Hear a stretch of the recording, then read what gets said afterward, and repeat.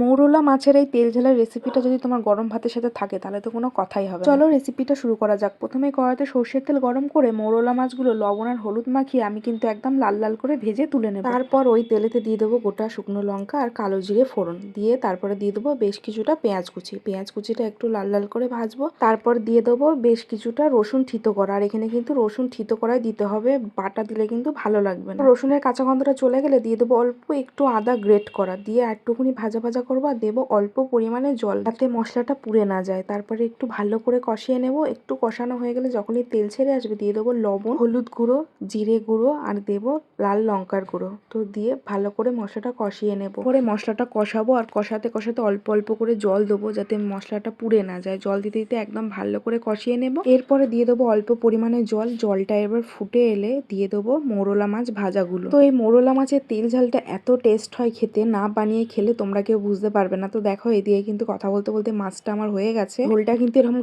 গামাখাই রাখতে হবে, আর উপর দিয়ে ধনেপাতা ছড়িয়ে নিলে একদম রেডি টেস্টি টেস্টি মৌরলা মাছের তেল ঝাল। এখন শুধু লাগবে গরম গরম ধোঁয়া ওঠা ভাত।